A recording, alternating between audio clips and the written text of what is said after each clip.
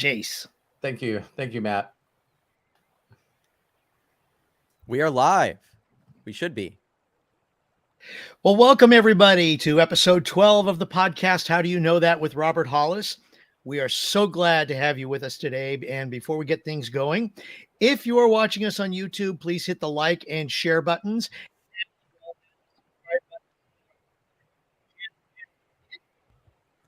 You get notified every time that we go on and share something with you that's a video. And if you are listening to us elsewhere in the podcast universe, please like and share this with friends and help us spread the word. Also, if you'd like to join our exclusive community, the Inner Circle, you can join us by going to roberthollis.com/join to register. And there's going to be lots of great exclusive content, and you'll be able to participate in our special breakthrough sessions to help you move to the next level. Today is episode 12 of How Do You Know That? Our topic is, what is the best investment you can make? Now, allow me to introduce our host of today's show. He is an entrepreneurial evangelist renowned for his incredible achievements. He is also known for inspiring countless of individuals around the world with his unwavering determination and spirit. And he has also helped 67 people as of this day become millionaires. Now, known as a mentor, GPS to success, and a dear friend, as well as a millionaire. Ladies and gentlemen, please welcome Robert Hollis. Craig, thank you so much. I love and appreciate you, and you're always the hostess with the mostest. I was looking at Matthew's little brook running in the background on the podcast. That's pretty freaking awesome. Thank you, Matt, so much. And Craig, again, you're just a dear friend, and thank you for so much for always the incredible intro. That always gets me jacked up, So today we're talking about, we actually did a video today too, and I was really busy talking to someone on a Zoom that's brand new in the company. And then all of a sudden I got these incredible visionaries, Matthew and Craig, that not only are discussing about the subject, what it was going to be. So I had like 5 minutes. I get off, I jump on that, do 20 or 30 minutes on that. And then now we're on a podcast. So this is a really good subject. This is a great subject because, when we talk about the best investment that you can make, it's pretty obvious that maybe not everyone would say that I need to invest in me. And I think that it's going to be such a great topic with Matthew and Craig today, and maybe people asking questions, because one of the subjects I'd like to start out with Matthew and Craig is what are some paths? This is, in fact, believe it or not, I just recently seen this as a trend. But, people are trying to come up with very creative ideas of asking people questions. And I seen this one person that they're blowing up their YouTube channel by going to experts in a field and asking the experts in the field, you being an automotive technician, what is something that you wish that everybody knew? And I thought that was powerful, because you're talking to experts. And of course, the mechanic right away said, when people get the service light that comes on their vehicle, I know a lot of people think that's a BS light. It shouldn't be. It should be ignored. And it's just a way for the automobile maker to get you to bring your car back to the dealership so they can charge you money. He goes, no, when that light comes on, stuff is being ruined in your car. He goes, you're in trouble. And he said, so for people to ignore that service light, and then when their car quits and they bring it in, he said it's called a dummy light for a reason. And he said, because this is telling the dummy that doesn't understand how the vehicle works that we're letting you know that you need to go get this taken care of. And he says, so vehicles come in and it ends up costing them $5,000 and $10,000 and sometimes $15,000 for a repair. because he says it doesn't make a difference if you have a warranty. If the light came on and you were supposed to service the car and you ignored it, that is your fault. And he said, so bring the car in. So that was one of maybe 5 people. He said the other idiot light that people ignore and why towing companies stay in business is when that light comes on and says you're low on fuel, you are low on fuel. He said people that, in consciousness just goes, I'll do this later. That is not a procrastination light. That means you got less than a gallon of gas. So depending on how many miles a gallon or kilometers you got, please find a gas station. It's probably in your best interest. Yeah, probably in your best interest. And I thought while I was listening to that, God, wouldn't it be cool if all of us had a dashboard that the dummy lights came on and went, I wouldn't go down this path if I were you. I wouldn't take that class. But we learn lessons, and yes, we can invest in us. But I think I would like to start out with Craig and Matt by talking about, things that we went down a path that we believed was a great decision and investment for us at the moment, and found out later that that wasn't a failure, that was a lesson. Because I think that it's easy to come back to talking about the right investments that we made in ourselves, right? You know what I mean? Yeah, either one of you, why don't you jump on that and talk about the subject we're talking about, and then let's go into it. Yeah, no, I mean, I think like when you start thinking about whether it's investing in yourself or your personality or the things that you want to be, there's going to be situations where you make mistakes and you invest in the wrong things, or you go down a wrong path, right? And spend and invest a heavy amount of your time, energy, care into something that just doesn't work out. And I think a lot of people get stuck and think that in some way that because this thing didn't work out, that then the next thing isn't going to work out. And I think I've had that issue too, where it's like, oh man, I thought I would be good at this. I thought that this would work out, and it's not. So, and doing advertising, digital advertising and stuff, you end up consistently running into these issues where things change and you've invested a heavy amount of time into an idea or into a campaign or something that you want to do, and then things just change and you have to pivot. And maybe you had invested a lot of time and energy, graphics, designs. I've done this many times. And I've had those situations where things just didn't work out. And I've actually had to have mentoring from my dad in these situations, because I do get into that place where I'm like, I'm not a good investment. Maybe you just need to go find somebody else. Maybe you just need to go find someone over here or over there, because that would be easier. Stop investing in me. And I think we all need people in our lives that can remind us that it is important to invest in ourselves, because, we wouldn't be here today if that didn't happen on this podcast. And I think that probably is it for me, is like consistently having people in my life remind me to continue to invest in myself and the things that will grow me as a person. Sometimes I have to be reminded of that, because I can go down a path that's not healthy for me. You know what I mean? Yeah. That I think is, but it's really like sometimes avoidance of the thing. So yeah, I mean, we're all that way, right? So right. Oh, I think we're all that way, Craig. Yeah, you just touched on a couple of I'm not going to say nerves, but in a sense they are, Matt. Pain points. Pain points. Okay. There we go. Yeah, something like that. Because Matt, what you explained just then, Robert and I had gone through with our previous company, and it, I thought that this company was the greatest thing. And I know that, Robert and I both were, dare I say the words, bought into it, or were hoping You were for the invested. best. Yeah, No, we you were invested, invested right?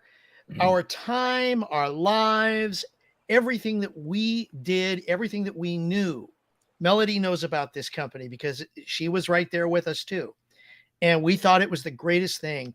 And I mean, I know that, we spent time there. We spent enormous amount of time. We spent money, travel. And man, I'm sure you saw this because you were Oh yeah. also right Yeah, there. yeah. And when you look back on it, it's like, okay, and I appreciate what Bill Shoemaker just said in the chat here. There are no failures, only lessons. But it felt like a failure Oh, to me. And because this was something that, I mean, I put my whole life on. I really did. Mhm. you I did. put my whole self into it. And I know that Robert did as well. And I know, you supporting your dad the same way. Right. And it was a hard lesson to learn Yeah. because I know that your dad got out earlier than I did. And your dad and I had talks about this Yep. too. I would call and I'd be frustrated. I mean, and I know you, Robert, you could hear it in my voice. I'm just Oh, like yeah. pulling what little hair I had left on my head out. And I went down with the ship. And it took me a while to pull myself back out of it. I did. And it was in that regard, if I look back on it, I'm going to say it was an investment in me by learning Right. when, or being learning the timing, Right. when you see things that are just not going right, and you need to say, you know what, this doesn't feel right, this doesn't look good, why am I still here? Yes, I am a very loyal person, and that's to my credit, and in some cases to my detriment. I Right. mean, if someone utilizes that, knows that about you and uses it in a negative way, like, that Yes. I I've been in situations where I've done graphics and worked on things for people that really didn't have my best interest in mind outside of working with my dad's stuff. And that's, like, I think when you Yeah, share that stuff, Matt, I know the situation that you're talking about, and Craig was the same way. It sometimes feels like well, it is. You believe in it more than the people that are actually created it. Mhm. yeah, no, I mean, you're being utilized for like the skills and the things that you have that, until you read and start to learn more about yourself, you realize there's a part in Rich Dad Poor Dad actually that Craig, what you're saying reminds me of. And it's the thing of, listen, if you're in a business or you put yourself in a situation where you're learning, regardless of whether or not that company or that thing works out, you've grown your skills, you're increasing your value in the marketplace. Right. And I think that, if you can consistently think of things in that way, looking back in my own life and certain things that we've tried and I've tried that didn't work out, they still taught me valuable assets that I honestly still use to this day. So like, Yeah. I think when you look at things in that direction, it's not really a bad investment. It's just an No, asset that turns into a liability at some point, and you have to sell. You have to wash your hands of it and go, at your losses. right, I Yeah. can no longer be invested in this opportunity or in this endeavor because it's hurting me, whether it's emotionally or financially. It could be multiple areas. Some people Mhm. are like very well financially off, but emotionally they hate their lives, they hate their job every single day, and it's kind of like golden handcuffs, I guess is what they call it, Yes. right? Where you're like, you can't leave what you're doing because you're too invested. Um, but yeah, we always idolize these people that walk away and go do the things that they want to do with their lives. Well, So and Robert, I mean, I know that you kind of have gone through all of this too. I mean, you, especially when you look I back think at your career, yeah, I you think made we all so have. many investments in so many different projects. And, because I mean, ladies and gentlemen, investment is also sweat equity, meaning your yeah, time, your what you've learned, what you put into it, not just the money side. And I know, Robert, you've gone through so many. And yeah, you know, Yeah, I You have to think look I at it think that way. like Matt said. Matt said that I think this comes around, some of the stuff we learned in Think and Grow, Science of Getting Rich about gratitude, chapter 7. And one of the things is that, if you talk to Terry, you're going to get a different perspective of what's happened in our lives. And Terry would like to take some of these people that ruined what we built and burn their house down. But I still can find the gratitude and the grateful and thankfulness for being in that spot at that time doing what I'm doing. And when it seems to start falling apart, I've grown a lot because the first ones felt like it was the love of my life. The first companies that I was with, that I dedicated so much of my emotion in and belief in. And really, in that vision, we talk about creating a vision, an emotional vision for yourself. And all of a sudden you see, the goal of you having 1 million active people in that company. Yeah. And all the money, all the time, all the investment that you made in it. And now it's gone. There's trophies behind me of companies that no longer exist. and how do you how do you not take that as I'm part of the failure, or maybe even different, you guys? I'm sure that everyone that's watching this video live or this podcast live or recorded, it's sometimes we take it so personal that, how could I been that stupid? Because usually when we're following someone we shouldn't, but we don't know it at the time because we're part of the hero's journey. We're learning our lesson and our own uniqueness. There's been a few times where virtually everybody, including my wife, was saying, this is not good. So there's a part of you that maybe pride, ego, or whatever. You're going to prove everybody wrong. This is going to be a funny thing and a vision of me seeing myself in the future with this company, hitting this spot, helping this many people, making this much money. And they're all going to have to say I was wrong.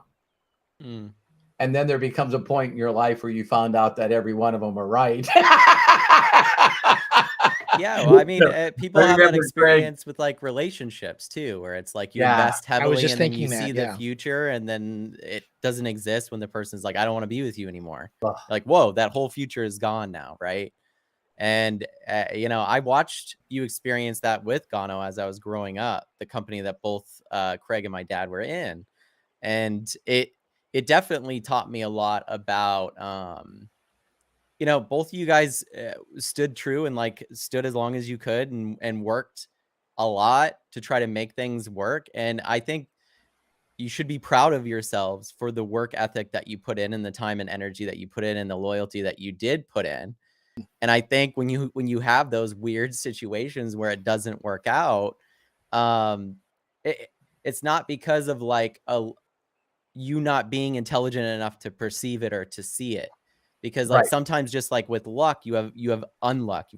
You're unlucky, right? Yeah. You're just in the wrong place at the wrong time.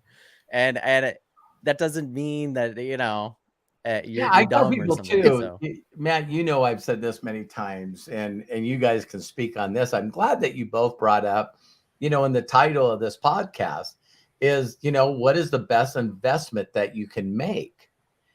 And I guess that would be that you really can't go through life and not have a completely incredible, fulfilled life, not only experiencing things that didn't work, that we believed we put so much time, so much effort. So when you guys brought up relationships, that was really, really powerful as well. Because, a lot of stuff that we talk about invest, might be correlated with maybe I heard a woman today and I just felt so bad, but she's made millions now with ice cream trucks in Florida and in New York. And the guy goes, how'd you get on that? And he said, well, me and my husband worked hard. We made a lot of money.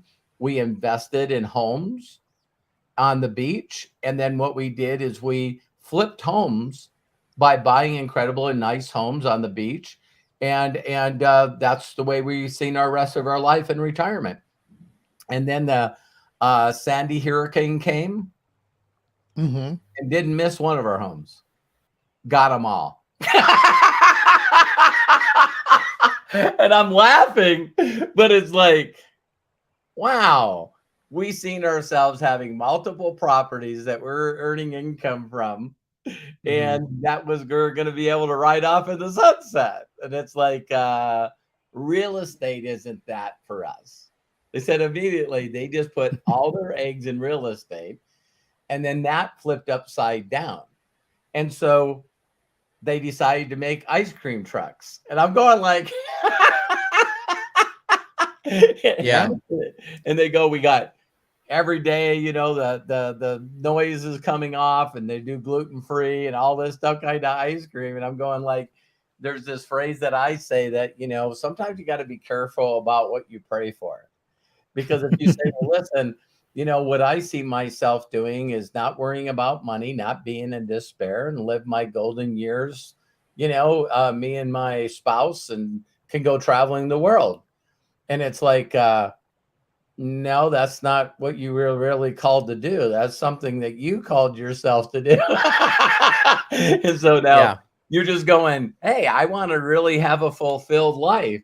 And maybe the universe or whatever you believe in goes, the way to have a fulfilled life is by giving to others. So you're going to get a truck, and you're going to hand kids that are allergic to certain kind of foods the right kind of, you know, popsicle or right kind of treats. ice cream. Yeah. And it's funny. Both of them said they've never been more happier in their entire life. That they can't wait to get an ice cream truck and turn the siren on and watch people run out of their homes. I'm going like, and they were smart because they got permits to drive on the beach. Oh, cool. So like it, you know, certain neighborhoods is a good idea, but you wait till a certain time. I mean, how many times could you drive up and down the same road in front of a beach and probably do pretty good on customers? So that was pretty brilliant thinking.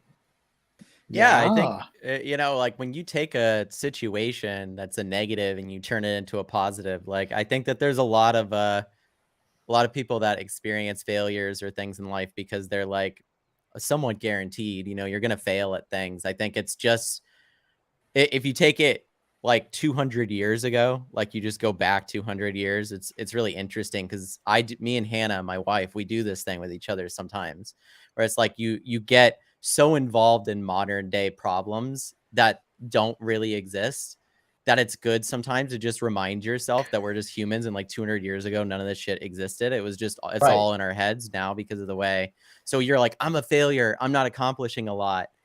They wouldn't have thought that maybe 200 years ago because there wasn't a whole social media empire on many areas saying, oh, look, you didn't do this, you're a failure now, right?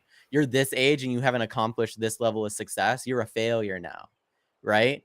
And it's interesting because it can really like mess with what we're invested in. You can invest in the wrong things thinking to yourself, I want to be perceived as a success. Maybe you've had a lot of failures and you go, okay, I'm not going to be myself anymore. I'm going to go and do something that I don't necessarily enjoy or want to do, but I'll invest in it because it will make me a success. And it's like going back to what you were saying, Dad, with them. They invested heavily in doing the properties and stuff and believed that that was their route, when the reality is that the happiest route for them is now where they are. Yeah. Right. And it sometimes takes those events, and you can kind of like, it honestly, it's like stoic in a way to just be like, hey, listen, shit's coming at me. This is how life is treating me. I'm just going to deal with it as it comes, instead of go, okay, we lost other houses. You know what? Let's just give up. Let's just be done. Right. Like, and a lot of people do make that decision. And then they try to figure out, okay, why did I, like you said, put all of this time and effort into it? But then again, okay, looking at it from the flip side, and again, it's part of the investment. Where would you be today if it wasn't for that happening? Right.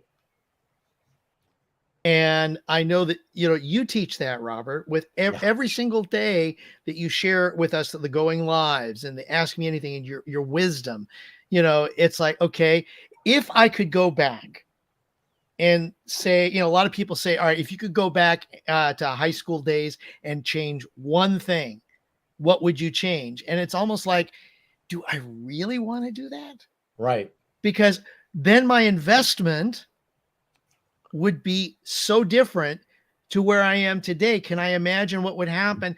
You know, I mean, we see these in the movies. Okay, I know we bring these up all the time with movies, but I know the one Avengers movie where it shows the Hulk character and the Sorcerer Supreme, where you see the timelines, and they're all going in one direction, and all they have to all to upset that entire timeline would be to go here or to go Yeah. here, and what would happen, and even back as far back as I remember to Star Trek, it's like, what would happen if all you did was step on a bug at a Yeah, like the certain point? butterfly effect. The butterfly effect, right? And would that bug, maybe not to us, change everything?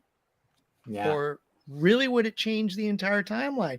And so that's why I know that I've learned, Robert, through your teachings and through some other people who I've listened to, that okay, yeah, you can sit there and say, dang it, wrong time, wrong thing that I did, but look at where you are now, and now you need to invest in where you are now so that you can move forward.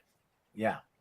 I think this beating yourself up is I don't know. I wish that I could do that for every one of you. That you can just say, because I've been there. I've been there. And one of the relationship that I keep making this joke all the time. I dated 3 women and married 2 of them. And a lot of people don't get to hear about, you know, the first woman I married, you know, and you know, everything that I did at that time was what you were supposed to do. But no one ever told me that maybe you should have a relationship and marry somebody that you're in love with. You know what I mean? That would have been like maybe a good goal. But, you know, it's like, no, you don't shack up. I was going to college and my girlfriend wanted to go with me. So, of course, you get married. And I look at pictures of myself, and I know this is different for everyone, but I'm like, there's absolutely no reason that I should have got married. None. Now that I made that decision, Hindsight, right? yeah, Oh yeah. connecting the dots, as Steve Jobs says, looking backwards, right? But now that I made that commitment and I'm married, everything got worse, because my deal is now I'm going to make this marriage with this person that I don't really know work. Mm-hmm. And it's like, well, I made the commitment. We're married now. You know, so I see people do this not only in relationships, but I see them do this in a job, and I see them do this with, you know, maybe a sport or something. You know, you take your whole entire life and you're a great football player, and then all of a sudden you get hurt, and you can't be a football player anymore. And it's like, how in the hell do you reinvent yourself? Yeah. You know, so people still talk about the trauma of a relationship or something that happened in their past, and they won't stop beating themselves up because they just go, how could I have been that stupid? Wow, I was just so stupid. Everybody around me told me that that was stupid, and I didn't listen to them. And I went down that path and that journey, and I put all this investment and this money and this time into this situation. And like Craig said, you one day go, yeah, I should have got out of that situation years before I decided to. So now when you leave it, not only do you feel stupid, but now you spend every day beating the crap out of yourself because you feel like, you know, I got caught in Like you this lost situation. time or something. Yeah. Yeah. Yeah. That, so now I'm going to beat the shit out of myself every day for not seeing the writing on the wall. That is something that makes you who you are, that builds your character, that makes you wiser. You know, like Richard Branson says, wisdom comes from making mistakes. Right. Absolutely. And sometimes we do things that we think are right, That's sort of a Dr. Philism, right? Where, you know, when Dr. Phil was really good, he would always tell people in relationships, they go, well, this is what I do. This is what I do. And then I do this, this, and this. And his phrase was, you know, title of my book. Okay, great. That's how you treat the relationship. How's that working for you? It's not. Right. No matter how much I tell her she's fat, she still won't lose weight. It's like, what? Yeah, you're like surprised, right? Yeah, well, there's some people, you know, that like they go from investment or relationship or anything like that from one to the other, and they just compound their misery and compound their trauma instead Right. of dealing with it individually, right? Yes. Because every single situation you get pros and cons from it sometimes, and we don't take the time to like decompress and figure out what shit we want to keep and use as wisdom, and what shit we should definitely get rid of and not carry into our next investment, right? Whether it's a Right. relationship, a business. And so you'll see people even make like the same bad business decision over and over and over and over again. Mhm. They'll get to this point and then they'll make the decision and then it will go to shit again. And then they'll start over and they'll make, and that, I think that is obviously, in my opinion, not a mistake. It's just life going, hey, you haven't learned this lesson yet. Hey, you haven't learned this Yeah. lesson yet. And you're not allowed, almost like a video game or something like that, right? Yeah, Right. Yes. Falling in the same hole. I Right, see exactly. the hole. Oh, Yeah. that Very is so true. good. Yes. No, that's exactly the point. Yeah, is just at some point you have to take the time to stand still. Don't be moving forward so consistently, or don't be thinking backwards so consistency. Stand still, like think to yourself, is this where I want to be? Am I doing the things that I want to be doing? Am I carrying the things? What do I need to work on to get rid of right now that's not benefiting me? Because like I think people only tend to like work on things sometimes when it's like a negative to people that they love. Right? Someone will be an alcoholic or they'll be dealing with something, but it's not till they hit rock bottom and everyone has the intervention and says, you either go get help or we're not going to be your friends anymore. We're not going to reach out to you anymore because you're just, it's harming us. That's the moment that normally people go, I should probably do something about this. Going back to my first point earlier, having a group of people to go, hey, you need to do this or that, but also like trying your best to stand still and figure out who you are and what you want to be doing. Right. Reboot. You know? Yeah. I still think, you know, when we Reboot. talk Yeah, about, exactly. yeah, when we talk about garbage in, garbage out, for people that understand when computers came back, it was always neat seeing the newer generation. You know, when I all of a sudden, you know, sharing with Matt and Kyle, you know, the computer, you know, I got the first computer that came out that went into a household, right? And so Matt and Kyle learning video games, if something happens with the computer and it seizes up or it's not working, yeah, it takes them milliseconds to shut the computer off and reboot it. And that just scared the hell out of me. Every time it's like, what? Listen, hang on. You can't just shut it off and make it start over. And they're like, yeah, you can. Yeah, you can. You know what I mean? So yeah, now we don't shut anything off. Reboot. Right. Yeah. So it is interesting that it's interesting when we're in it. I think that everyone will agree with this. I can think of things in my life that, of course, when I'm in it, as deep as I'm in it, we feel a number of things. One is this stupidness that we have within our head. And if you feel like I'm calling you stupid, then, you know, try to figure out a way to get over that. But one of the things is we actually isolate ourselves, that there's absolutely nobody on the planet that can understand where I'm coming from.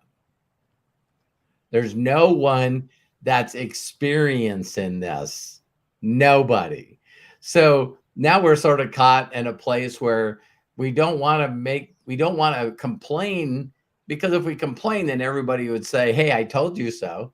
You know what I mean? I told you that it wasn't going to go right. I told you were going to have some problems with this. So why would we admit or complain to those people that said that we were stupid to go down this path anyway? Yeah, I mean, it depends on the people too, because like I think accepting that you've made a mistake or that you're wrong can be one of the best things to do to build humility Yeah. and become egoless.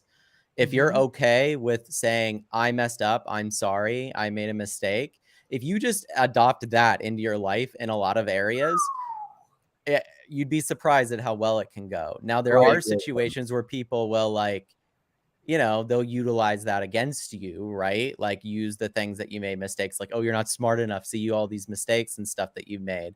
And that's why it's important to stand still and figure out who you are and be confident in who you are to know that they're not telling you the truth. But when you're in situations where you've made a mistake, it's always a surprise to me how long it takes people to admit that they did something wrong. Yeah. And you'll see generational trauma in Oh, families and friendships and things, all because people will not say that they're sorry or like show up and go, I didn't make the right decision right here. Like I really right. didn't. And Yeah. that shows that you're learning, that shows that you're growing. Why would you waste that opportunity in life? Like And I think that's for ego. why this topic is so good, because Right. you are the best investment that you can make, because who do you have to answer to every single day? Mm-hmm. You. That, I mean, and if you don't, your friends are there, they can give you advice. And if a lot of those friends are there and they're usually pretty good, and Robert, you always say you are who you hang around, especially if those people are people who are concerned about you, who care about you, listen to them. And maybe you're right, Matt. Maybe it's time to just say, wait a minute, stop, hold on. Let's take a look at this. It's like And meditation, because right? this is going to be you from this point forward. And Melody Ryba just posted in the chat, Ho'opono. Ho'opono or something. Ho'oponopono or whatever. I'm sorry. I don't know. It's Ho'opono Ono, I think. Yeah. Yeah. Something like that. Right. Where it's you're right, Linda Collins. It frees you. Yeah. I'm It frees sorry. you. I'm sorry. I forgive myself. I love you. Thank you very Yeah. much. Thank you. Exactly. Those 4 things. And honestly, I've used that. There have been times where the stress, and everybody should even think about it. Look it up. The guy, I know it's some other gentleman who put the whole concept together, but Jack from Canfield? Jack Canfield. Yes. Yeah. He's the one who kind of helped to bring it into the mainstream again, I guess. And, but it's something that if you give yourself the grace, I know I've said giving grace is so important, but it's also part of the investment in you, because you can twist yourself into so many knots, Right. that it's just going to drive you crazy. And there are times where I've done that, and it's like, okay, wait. Guilty as charged. No. The what? I said guilty as charged. I'm sorry. Okay. But give yourself, go through that practice. Just saying those 4 words over and over and over again, like a meditation. Oh my gosh. Talk about the whole change in the body. It really, in my opinion, it works, along with, of course, some of the other things that we've shared, like 6-phase meditation. How, what did the one part, I think it's 3rd or 4th phase when it talks about, what is it? Going to the person who gave you problems. Oh, and right. Who do you have? Who you got something against? Who do you have something against? And even during that, I have actually done the 6-phase meditation where it was me. I use me more than anything. And if people don't do that every now and then and think about why am I causing the issue? Why can't I apologize to me? Not just the person who is directly in front of me, but then again, when you imagine in the 6-phase meditation, that could be you. Did you say medication? Meditation. I think I said meditation, but Yeah. It's funny. it could be considered medication. I was gonna say I've never heard that, but hey, I'll take a double dose of that. It's like, Yeah, I mean, with this topic too, it's kind of interesting because like when you talk about what the best investment you can make, obviously we're gonna go to ourselves, especially.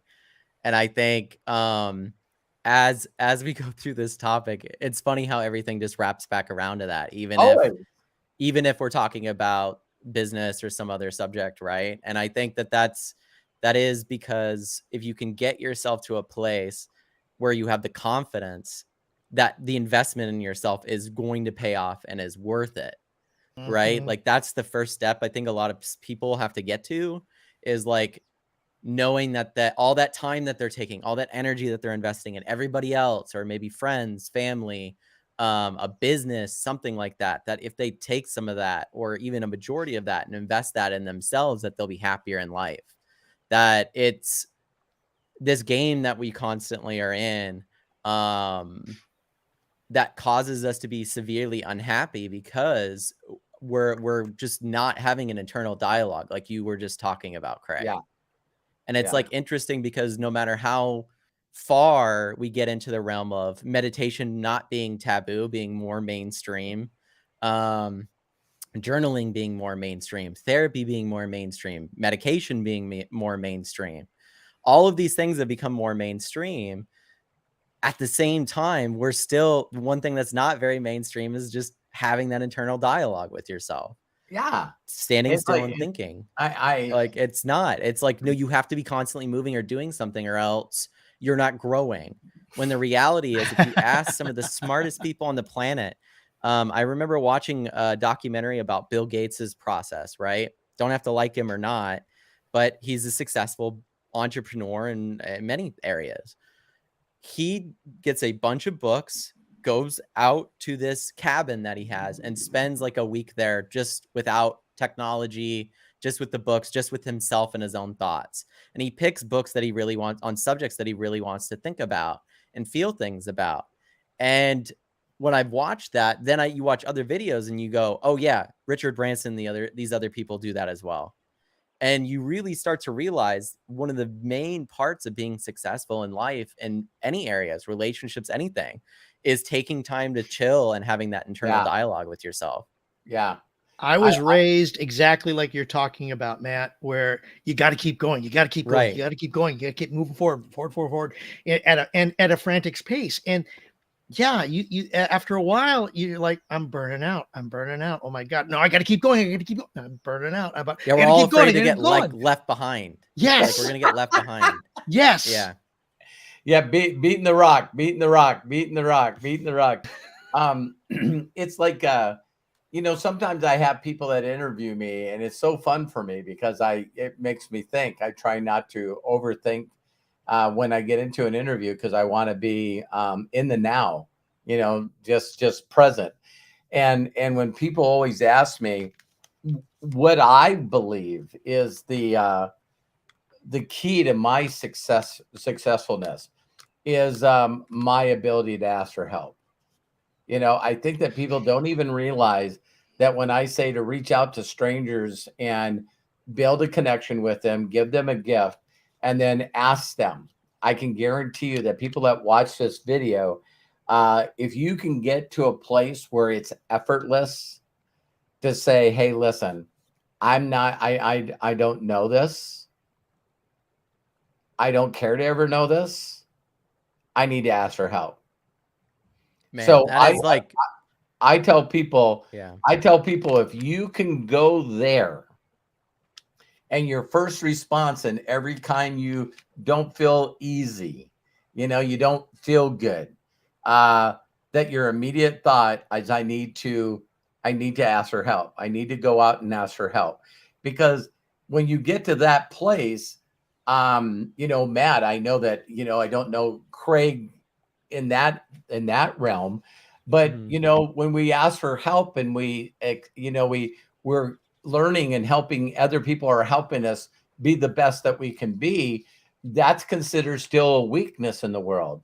Mental wellness is still this thing where it's taboo that me and Matt were talking about. You fall. I fell down the stairs because I'm trying to kick a ball, and the next thing I'm in massive pain because I know that I hurt something really, really bad.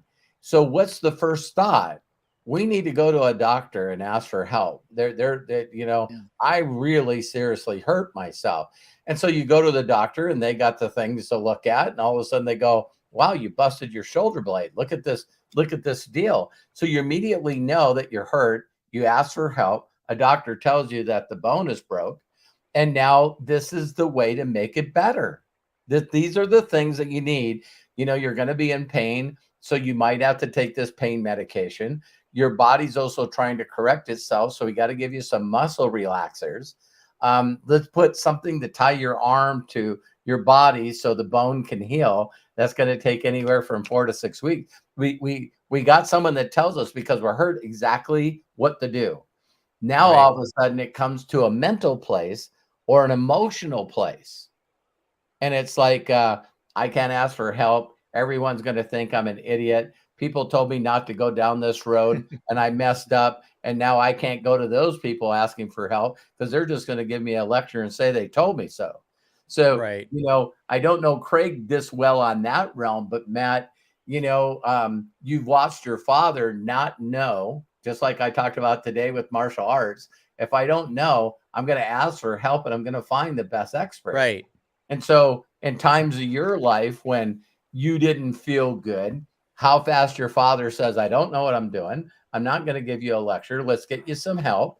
And the next thing, you and I are flying to Seattle and meeting Dr. Amen, getting brain scans on our brains. Yeah. No, I mean, it's the, like having those types of people in your life, like you, Dad. I love and appreciate you so much for things like that. And, like I think in a lot of ways we tend to try to make our problems only our own. We don't realize that they do affect others because of our attitude and our mental health and our mental state. We don't realize that by helping ourselves, all of our relationships and our things in our lives get better, because if we're healthier mentally, then we can be a better support network for the other people and our friends and family that are not in the best place at that time. And so you end up just holding all of this stuff in, especially if it's like mental health issues, right? Like anxiety, depression. A lot of people tend to hide those things, and then all of a sudden something happens or they do something and you're going, I didn't know this whole entire time that they were dealing with all of this stuff. And I think in my own situation and in my own mind, ever since I was a young kid, I've suffered from like severe obsessive compulsive disorder. And I've known and been aware through, research on the internet and stuff that I dealt with these things. But it wasn't until we went and saw Dr. Amen that I actually got diagnosed and actually now I'm in a situation where I can manage it. Because for the longest time, I was always in this place of like, well, I'm just a weirdo. Like there's just something wrong with me, right? Like I'm the type of person that washes my hands. I'm very clean, like insane amounts, right? And it's a compulsion without a doubt. And to have that going on, there nobody else in my family deals with that to my knowledge. So it's like to have you, Dad, identify that and go like, I don't really know what to do with this. We need Right. to, and that can go in all different directions, right? And so I think Yeah, in a lot of ways, instead of getting you help because I didn't know how to help you, right. it would have been easy for me in the motivational world that I'm growing in, as I go, Matt, just stop thinking that way. Stop being that Well, way. back in the day, that's the way Yeah, it was. People just didn't have a stop that. choice, right? And Mhm. Matt, if you don't mind, Craig, I looked at this title, and as we started talking about it, and it says, "What's the best investment that you can make?"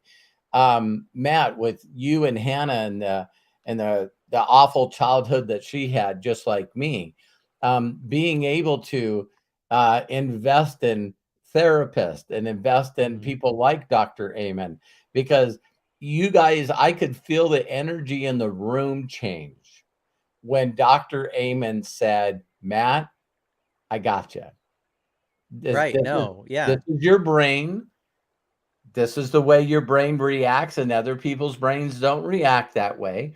And Matt at that time was a million times against any kind of medication or any kind of therapy. That, that he's a strong-willed guy. He's freaking smart.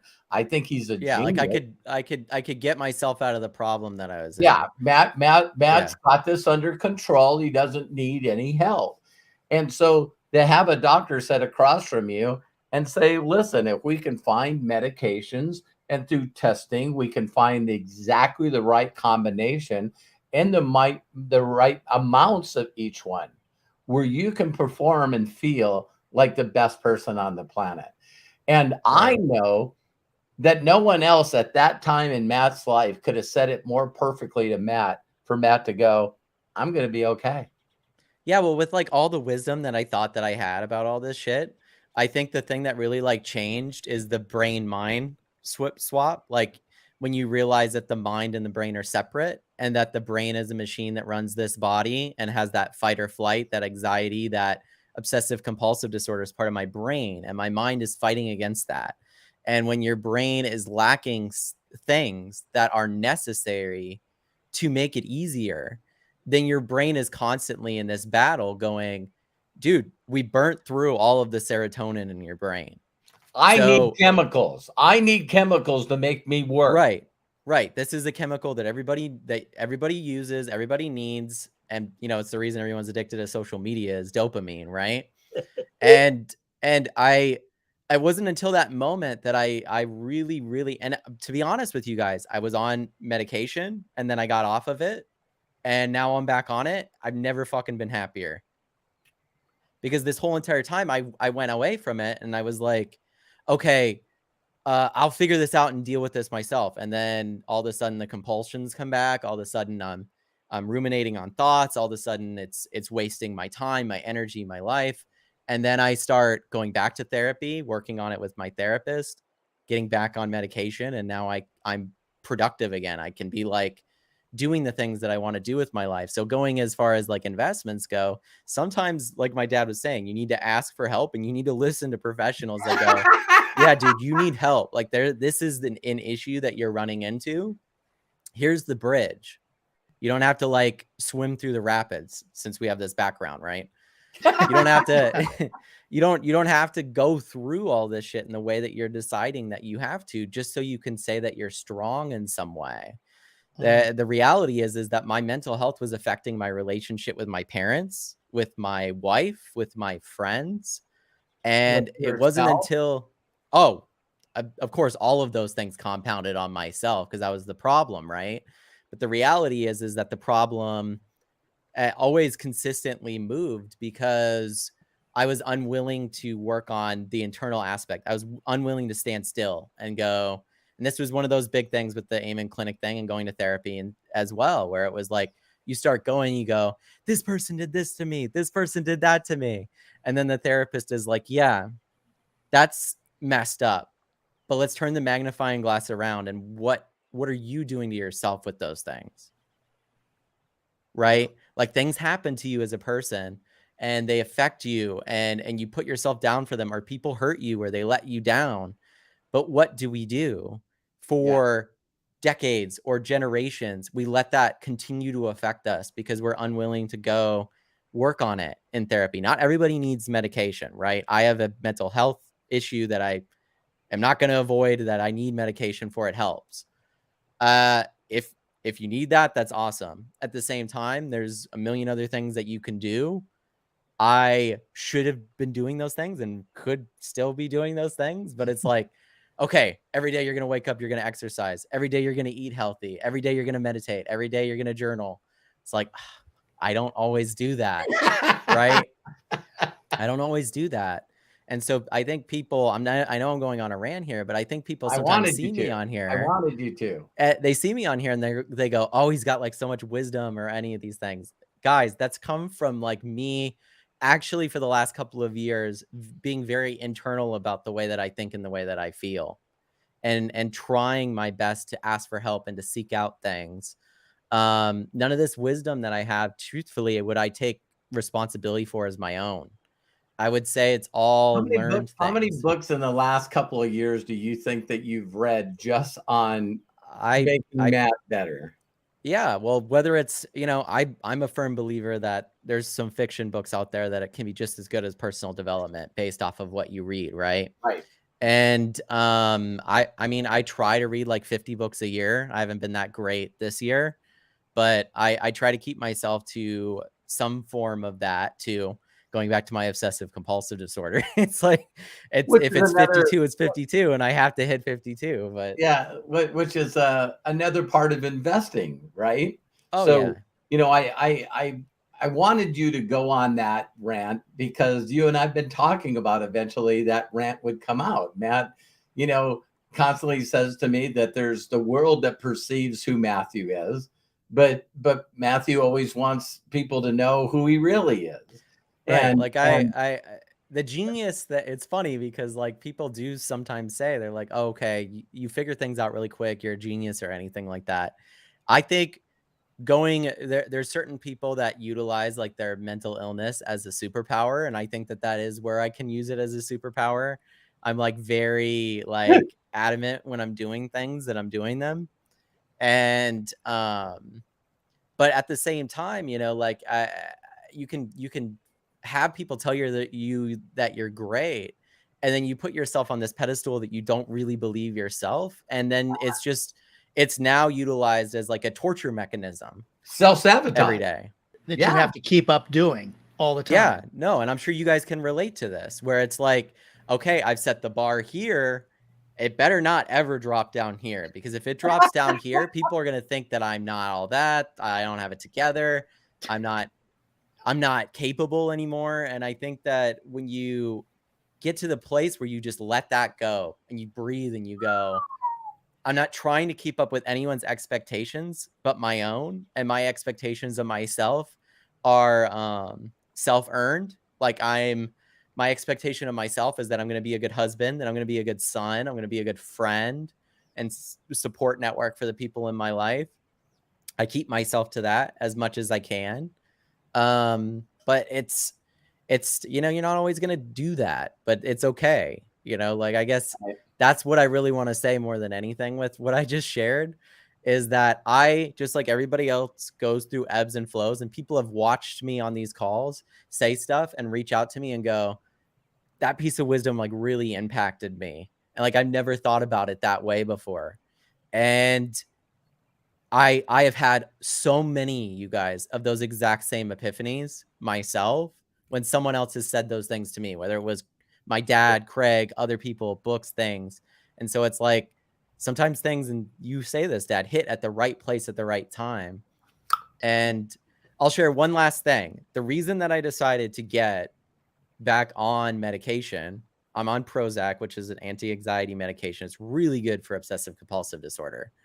The reason I got back on meds is because I want to go make video games and do things. I want to start my own company. I want to get involved in VR. I'm seeing all these things about to take off with AI and VR. And I see it as the opportunity of my life through all the things that I've built it's like the internet's about to be invented, and I have all of the things that are needed to be successful at it. And I'm looking at that and going, why am I still stuck in these repetitions in my mind? Why am I still stuck in these things? And it took me seeing someone on the internet go, I suffer from this exact same thing that Matt does, OCD, and go, how do I go off and do these things? And someone going, listen, dude, I suffered with it too, and you never will, to be honest. You need to have something there so your mind doesn't constantly struggle with these things. And I went, all right, I'll try it. And it's been great. Like, it's kind of like when people have certain issues or certain things, and you're like, wow, I don't know people live like this, that it was actually this easy, so. So Matt, so investing in yourself, do you think not only for yourself, but Hannah, in your opinion, finding someone and asking for help and finding the right therapy and investing in therapy for yourself on a scale to 1 to 10, where would you put that? Oh, therapy is a 10. And it's important to find, like, I went through 3 therapists before I found the therapist that I'm with. the first 3 gave me some of the worst feelings, and that sucks, especially when you're in a place where you're like trying to figure out what to do or what's wrong with you. And I think it's important to find someone where you can be yourself, right? I can cuss with my therapist. I can say the things that I think and that I feel, and he's okay with it. Um, if you're a woman, sometimes you want somebody that's the same sex as you, so then they understand what you're going through in a way that a man wouldn't, right? Or vice versa. And so for me, it's a 10 just because I don't know, for the longest time, I always thought personal development would be like the key, and it is very important. And there isn't a therapist out there that's good that won't tell you to do those things. Every one of them will go, all the work is on you. But the thing that therapy gives you is somebody that's a professional, and my dad could attest to this, and he's helped you guys out with this. Having someone that has documentation and is a professional go, you're on the right track, or here's where you could change things. Just like what Dr. Amen said to me, changes your perspective in a way that you can't do yourself. Because immediately in your mind, you're going, holy shit, I'm not alone. I'm doing the right thing. Just keep on keeping on. And whether it's placebo or not, the relief of that is like immense. So we always see the aha moment. So one of the biggest aha moments for me was, me constantly again believing, because of my childhood, that I wasn't worthy of anyone's love, to be their son or anything. So, I don't know how to beat this thing, and all of a sudden you run into someone that can mentally immediately look at you. And I remember, Bill doing this to me, and he just made me really, truly understand immediately. He's going, so, do you believe in a higher power? And I said, I do.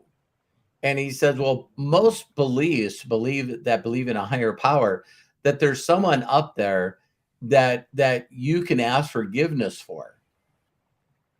And that if you do that, you're as white as snow, that you get to start with a new slate, that you get to start over. And it's time to put off the old person and put on the new. And I looked at him and I went, yeah, I know that. And he said, well, why aren't you practicing it? Yeah. And I went, what do you mean?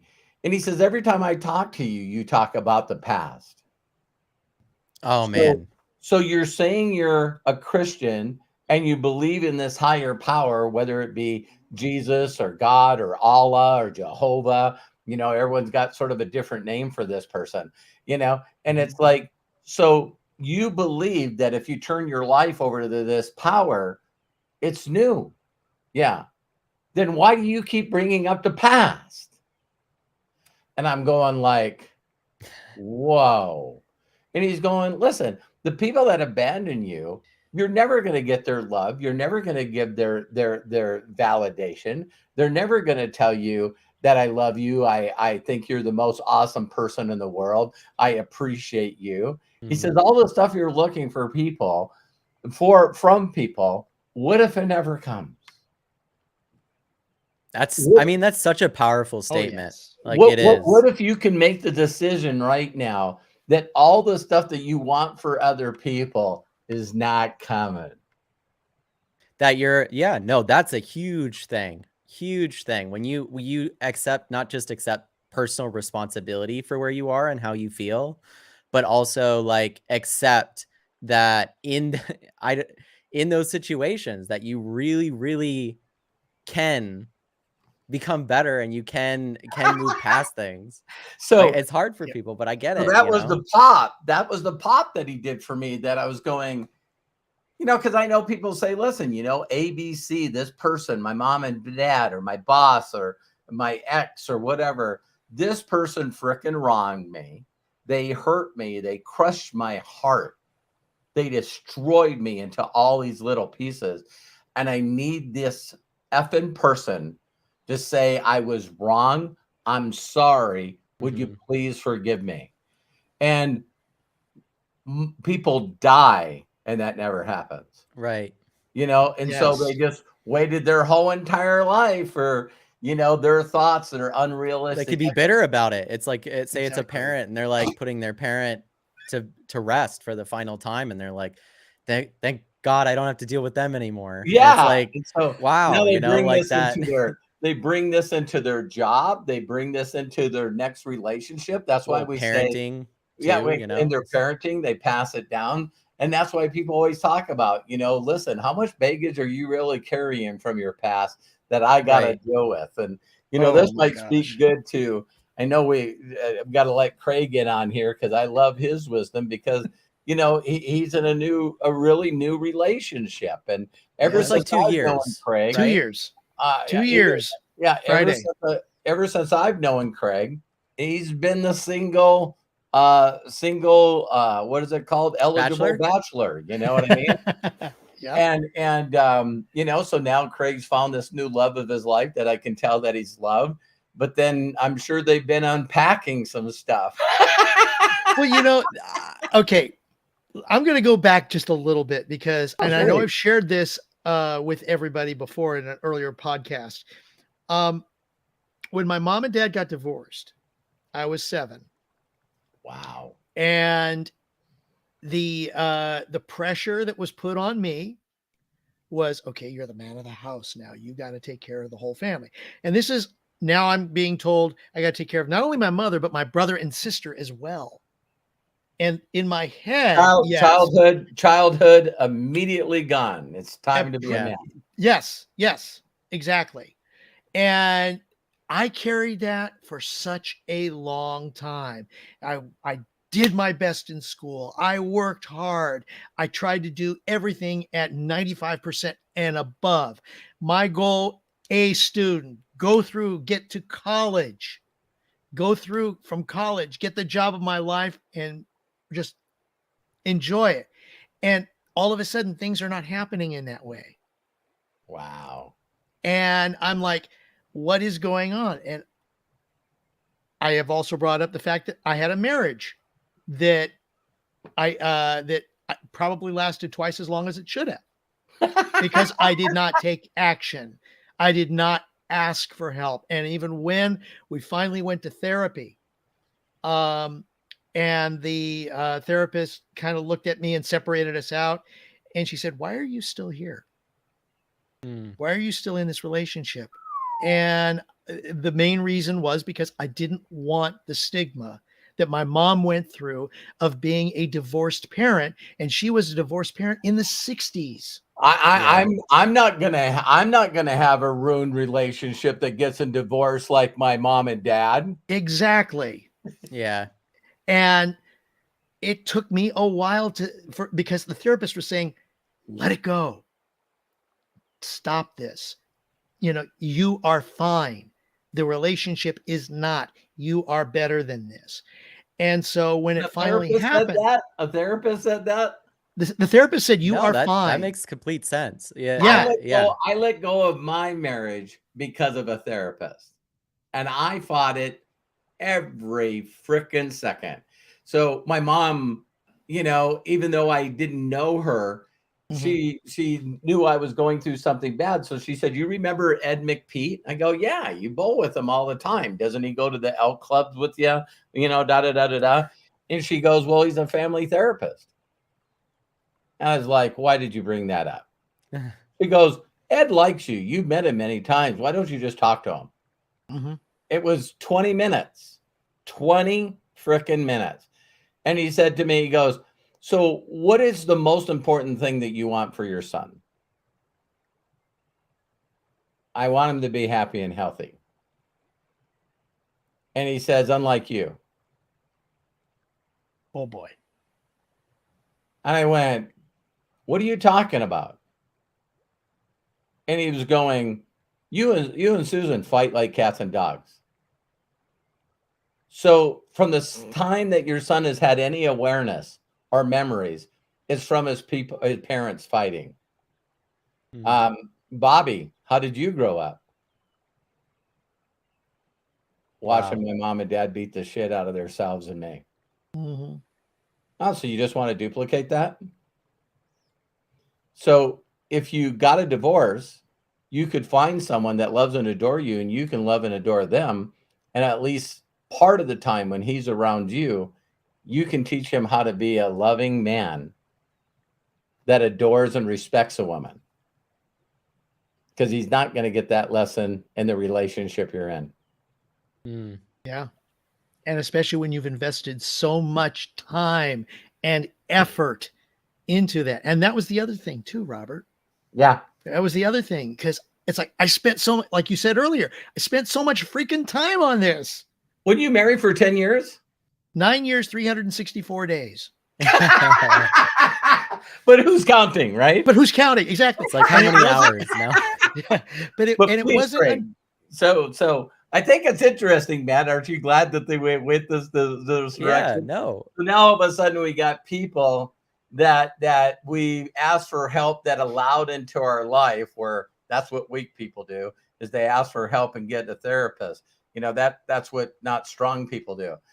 But you're all of a sudden in a podcast that you guys been watching, number 12, you're finding out that there's 3 misfits here that are not perfect, that Right.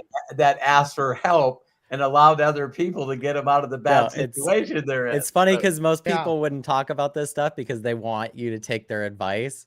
So Yeah, it's like almost like exactly. everyone's watching and it's like, why would you take advice from the 3 of us? And it's like, but the amount of mistakes and wisdom there, though, like I think that's one of those interesting things, right? Like when you guys are both talking about a therapist just being straight up with you. I think it doesn't have to be a therapist, but like it helps because, like I said earlier, when it's someone that's documented and helping people, it helps you get it. And I think they're really good, or can be if you find a good one, at just figuring out your honest self, and then going, let's be honest here. You don't, Mhm. there's nobody else around that you know. Let's have a dialogue of honesty about how you really feel or what you're really going through. And then you have that honest dialogue. You think you're having it with the therapist. The reality is you're having it with yourself. yeah. And that honesty was just boom. all they're doing is bringing out you having an honest conversation with yourself, like Dad and Craig talked about, where it's like, I can What tell do that you you want? don't want, right. Yeah.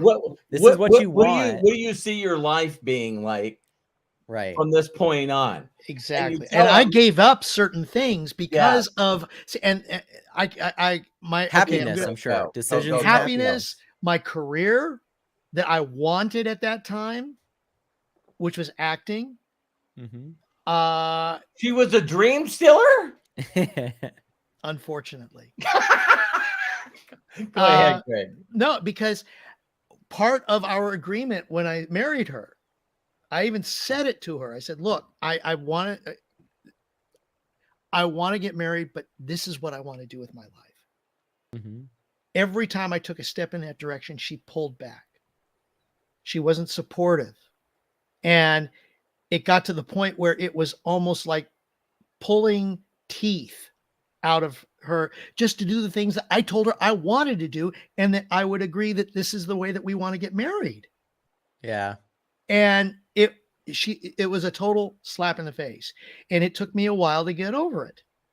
You know, what I love about my relationship now is she is fully supportive of it. Oh, And it's like, you deserve that.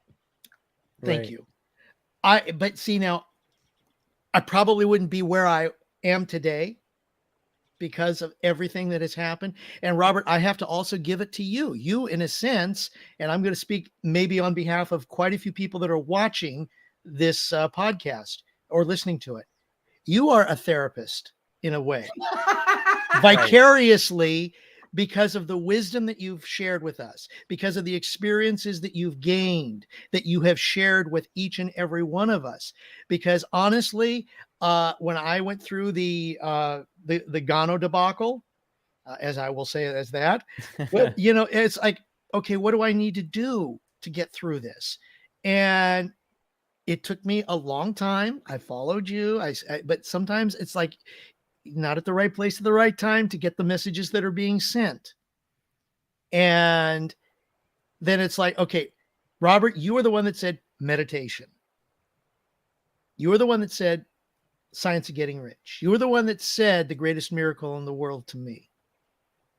And I finally had the ears to hear. And I will say that, you know, since knowing you, I've learned more and more. I've grown personally.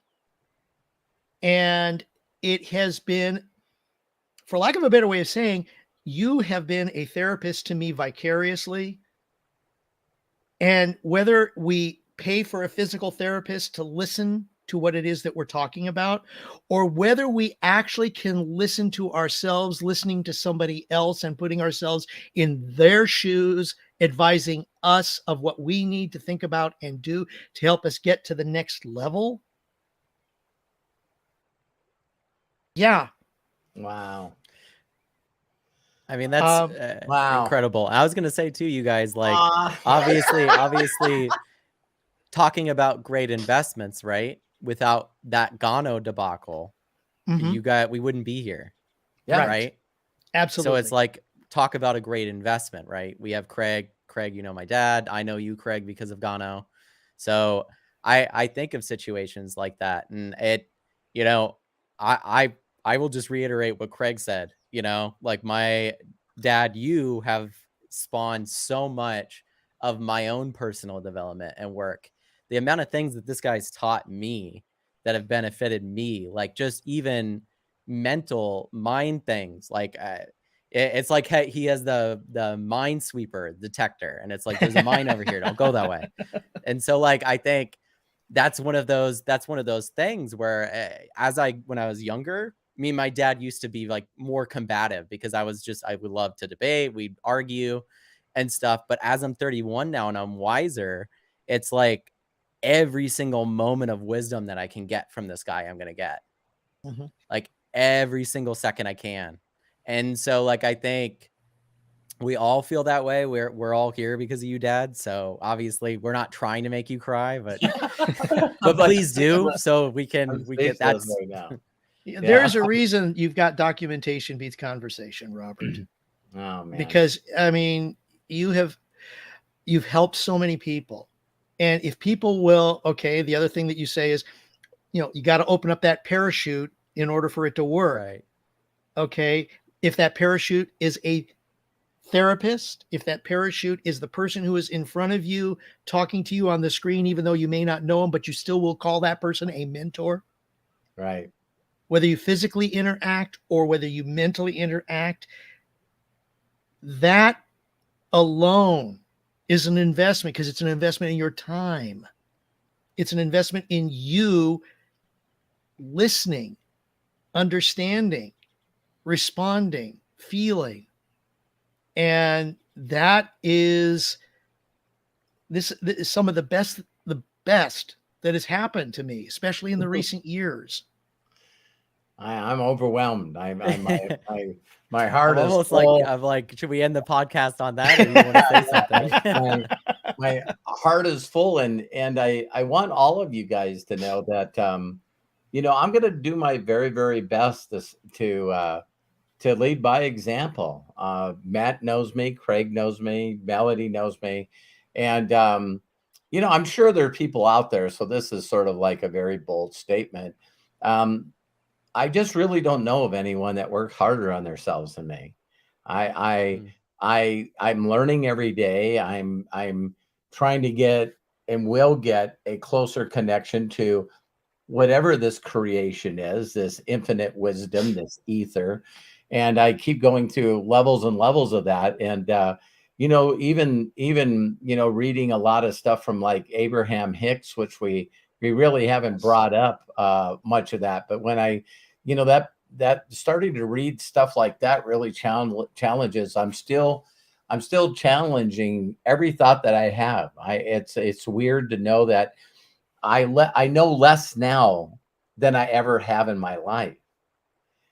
And the reason I can say that is because I'm really, really questioning every thought, every belief, everything that I know as how do you know that? Is that really a belief that was pressed upon you through your programming?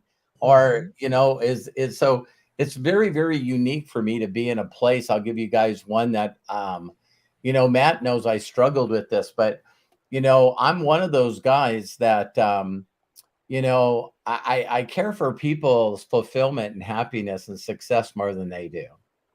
And I used to really beat myself up, giving people every bit of wisdom that I know that can help them, and they just don't apply. They don't want to participate in their own rescue. And the biggest thing that I've learned in the last couple of years, that I just got to love them for where they are. I got to be there to love up on them, to tell them I care, that I believe in them, that they can still accomplish anything that they want to accomplish. And in doing so, the way that I've been able to help them feel that way is being more transparent, more vulnerable, telling people of all my freaking mistakes, where my mind was, how I got and kept falling in this damn hole, and how I keep hitting landmines every once in a while.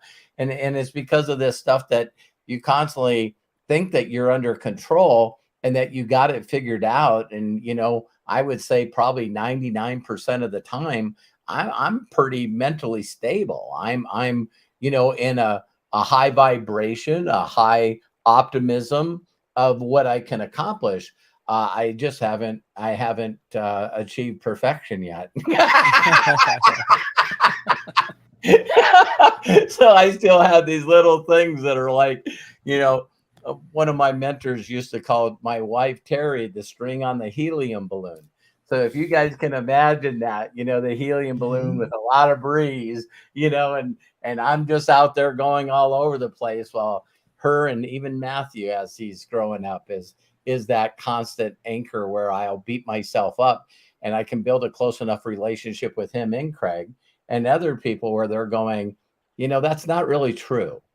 That's not really true how you're perceiving this or how you believe in this. And I trust them enough and love them enough to listen to their counsel and listen to their perspective, going, wow, you're right. So now the more that I've been able to be vulnerable and be as close to authentic as I can be, the more that I see that it's helping people. And the more that I can see that I just want for you what I want for myself. What I want for myself, I want for you. Yes. And if you can get through a lot of those landmines and stop falling in the hole in the sidewalk, you know what I mean? We're all going to get just a little bit gooder, a little bit gooder, a little bit gooder, a little bit gooder. God, that's beautiful, Dad. All right, let's close it out. Love and appreciate both of you guys. This was great, hey, by the way. Love and appreciate you guys too. Yeah. Wow. This was awesome. And you can follow Robert always at roberthollis.com. You can also follow him on his YouTube channel, roberthollis.com/YouTube, on Discord at roberthollis.com/Discord, Instagram at instagram.com official Robert Hollis, and on TikTok at tiktok.com/@real Robert Hollis. Please don't forget to like and share this video on YouTube and share with others.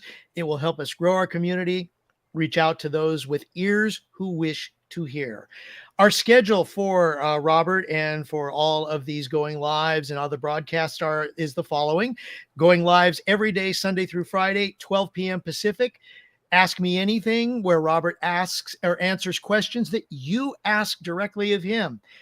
Saturdays at 12 p.m. Pacific. And of course, we have the How Do You Know That podcast, 1 p.m. Pacific on Wednesdays. And if you want to join our exclusive group, The Inner Circle, where we go into more depth on a lot of different things, but it's only exclusive to The Inner Circle, join us at roberthollis.com/join.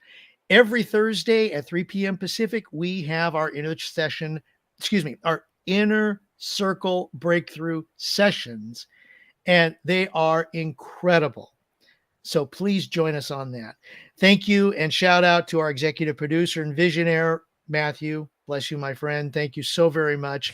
Appreciate your wisdom, your guidance, your support. And of course, Robert, wow. That's all I can say is bless you, my friend. Thank you so much for everything. And for you, the audience, for joining us today. Craig Jackman here. Thank you so very much. Please be good to yourselves. Be cash. And bye-bye. Thank you, everybody. Appreciate Thank you, you. everybody. Appreciate you. Thank you, Craig. Thank you, Matt.